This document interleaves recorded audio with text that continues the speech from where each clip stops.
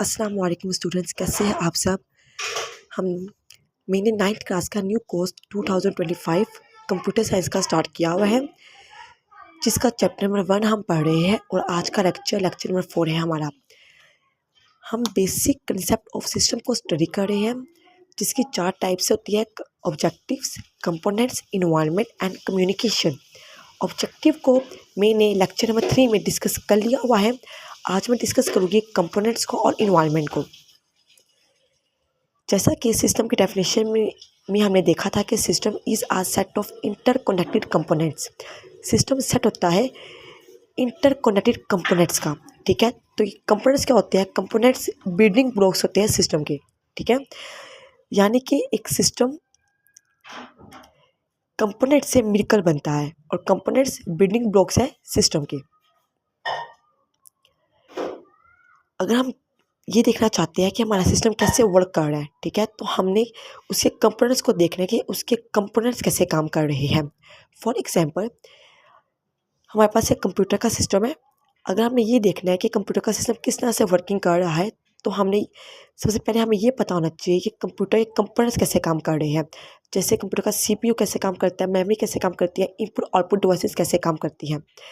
अगर हमारे पास एक सिस्टम के कंपोनेंट्स प्रॉपरली वर्क कर रहे हैं, बिल्कुल ठीक से मिलजुल कर काम कर रहे हैं, तो हम ये कह सकते हैं कि हमारा जो सिस्टम है, जो हमारा एम था सिस्टम को बनाने का, वो कंप्लीट हो चुका हुआ है। जो हमारा ऑब्जेक्टिव था सिस्टम को बनाने का, वो हमारा ऑब्जेक्टिव पूरा हो चुका हुआ है, ठीक है।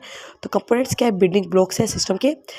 सिस्टम कंपोनेंट से मिलकर बनता है और अगर ये कंपोनेंट्स मिलजुल कर बहुत अच्छे तरीके से अपना काम परफॉर्म कर रहे हैं, अपना काम कर रहे हैं, तो हम ये कह सकते हैं कि हमारे सिस्टम का जो ऑब्जेक्टिव था, जो एम था, जिस मकसद के हमने अपना सिस्टम बनाया था, वो सिस्टम बिल्कुल प्रॉपरली बिल्कुल अच्छे तरीके के साथ काम कर रहा है। इसके बाद आता है इन्वायरमेंट। इन्वायरमेंट का मतलब है कि इन्वायरमेंट में हम देखते हैं कि जिस इन्वायरमेंट के लिए हमने सिस्टम बनाया है, क्या उस इन्वायरमेंट में हमारा सिस्टम प्रॉपर वर्क कर रहा है, उस इन्वायरमेंट के मुताबिक हमारा सिस्टम काम कर रहा है। ये एक्सटर्नल फैक्टर्स पर भी मुश्तमिल होता है, ठीक है। इन्वायरमेंट एक्सटर्नल फैक्टर्स पर भी मुश्तमिल होता है, जो हमारे सिस्टम के काम को मुतासिर करते हैं, ठीक है। सबसे इंटेलिजेंट इन्वायरमेंट कह लें आप, इंटेलिजेंट सिस्टम कह लें आप, वो होता है इंटेलिजेंट सिस्टम। इंटेलिजेंट सिस्टम वो सिस्टम होता है जो अपने आप को वक्त के साथ साथ इन्वायरमेंट के मुताबिक अपने आप में चेंजिंग लेके आता है, ठीक है ना। अपने इन्वायरमेंट के मुताबिक अपने आप को अपडेट कर रहा है, अपने आप को एडजस्ट कर रहा है। तो सबसे अच्छा सिस्टम या इंटेलिजेंट सिस्टम वो है जो अपने माहौल को देखकर अपने आप को क्या कर रहा है, एडजस्ट कर रहा है या अपने आप को अपडेट कर रहा है। हमारे पास इन्वायरमेंट की 2 प्रॉपर्टीज़ होती है, एक होती है स्टैटिक वीएस डायनामिक, एक होती है डिटर्मिनिस्टिक वीएस नॉन डिटर्मिनिस्टिक। अब स्टैटिक क्या है? स्टैटिक इन्वायरमेंट का मतलब है जामिद, रुका हुआ, ठीक है। यानी कि स्टैटिक इन्वायरमेंट सिस्टम के अंदर वो वाला सिस्टम आ जाएगा जो चेंज नहीं होता, ठीक है। जो एक इन्वायरमेंट के इंटरनली काम कर रहा है, जो चेंज नहीं हो रहा, जब तक हम उसको आउटपुट ना दें, जब तक हम उसको चेंज ना करना चाहें, वो चेंज नहीं हो रहा। लेकिन अगर हम डायनामिक की बात करें, तो डायनामिक क्या होता है? अपने आप को चेंज करता है, ठीक है ना। ये इंडिपेंडेंटली काम करता है, ये अपने आप को चेंज करता है, चाहे हम इसको इनपुट दें या ना दें, ये अपने आप को चेंज करता है, ठीक है। अगर मैं यहाँ पे आपको एग्जांपल दूँ, एक हमारे पास एग्जांपल है कि मैं MS वर्ड की बात करूँ। MS वर्ड सॉफ्टवेयर हम सब यूज़ करते हैं, हम सब ने यूज़ किया हुआ है।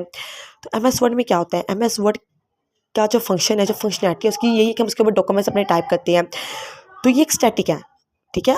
जब तक हम अपने MS वर्ड के अंदर नए फंक्शन आप एंटर करें, नई फंक्शनैलिटी हम अपने MS वर्ड के अंदर ना लेकर आए, तब तक हमारा MS वर्ड क्या स्टैटिक है। लेकिन जैसे उसके अंदर नए फंक्शंस आ गए, तो वो क्या हो गया? डायनामिक हो गया, ठीक है। तो स्टैटिक इन्वायरमेंट सिस्टम का मतलब है कि ऐसा सिस्टम बनाना जो स्टैटिक है, जो इन्वायरमेंट के इंटरनली काम कर रहा है। और डायनामिक इन्वायरमेंट सिस्टम का मतलब है कि ऐसा सिस्टम बनाना जो अपने आप को वक्त के साथ साथ चेंज कर रहा है, ठीक है। जो डायनामिक है, जो इंडिपेंडेंटली काम कर रहा है। अगर हम एक व्हाट्सएप की बात करें, तो व्हाट्सएप एक कौन सा सिस्टम होगा? ठीक है, व्हाट्सएप एक एप्लीकेशन है, एक सॉफ्टवेयर है। तो व्हाट्सएप कौन सी एप्लीकेशन होगी? वो डायनामिक है, क्योंकि उसमें अप टू डेट आती रहती है, चेंज वो होता रहता है, ठीक है। उसकी फंक्शनैलिटी जो है अंदर, वो चेंज, उसके अंदर नए नए फंक्शंस आते रहते हैं, ठीक है। डायनामिक का मतलब है नए नए फंक्शंस का ऐड होना। अब इसके बाद हमारे पास deterministic VS non deterministic. Deterministic का मतलब है कि हम जो इनपुट डाल रहे हैं अपने सॉफ्टवेयर के अंदर, अपने सिस्टम के अंदर, हमें उसके मुताबिक आउटपुट मिल रही है, ठीक है। इसकी बेस्ट एग्जांपल अगर मैं आपसे कहूँ, रोबोट, रिपोर्ट को हमने जिस जिस मकसद के हमने रिपोर्ट को रेडी किया, हम जो उसमें उस रिपोर्ट के अंदर इनपुट डालेंगे तो हमें रिपोर्ट वही आउटपुट देगा। रोबोट खुद से कोई काम नहीं करेगा, ठीक है। जैसे हमारे पास एलिवेटर होता है, एलिवेटर होती है कि हम उसमें एंटर होते हैं और हम जो की दबाते हैं, जो बटन दबाते हैं, हमें वो उस फ्लोर पे लेके जाता है, ठीक है। तो हमने जो इनपुट एंटर किया, हमें उसके मुताबिक आउटपुट मिली। जैसे आपका कैलकुलेटर भी इसके अंदर आ जाता है। कैलकुलेटर में आप जो एंटर करके डाटा प्लस करें माइनस करें, आपको वही रिजल्ट मिल रहा है। तो डिटर्मिनिस्टिक का मतलब है कि जो इनपुट आप डाल रहे हैं आपको उसके मुताबिक आउटपुट मिलती है। नॉन डिटर्मिनिस्टिक का मतलब है कि आप इनपुट एंटर कर रहे हैं लेकिन आउटपुट आपको रैंडम मिल रही है, ठीक है। आपको आउटपुट जो मिल रही है वो बेतरतीबी मिल रही है, आपको आउटपुट बिल्कुल एग्जैक्ट आपको आउटपुट नहीं मिल रही। तो नॉन डिटर्मिनिस्टिक का मतलब ये है कि इनपुट एंटर करने से आपको जो आपकी आउटपुट मिल रही है वो आपकी आउटपुट रैंडम आपको मिल रही है, बेतरतीबी आपको आपकी आउटपुट मिल रही है, प्रोबेबिलिटी के लिहाज से आपको आपकी आउटपुट मिल रही है। इसमें एग्जांपल बेस्ट है लूडो की। लूडो का जो डाइस होता है, जब हम उसको इनपुट देते हैं, उसको फेंकते हैं तो कोई भी नंबर आ जाता है, 1 2 3 4 5 6 इनमें से कोई भी उसमें क्या कहते हैं नंबर आ जाता है।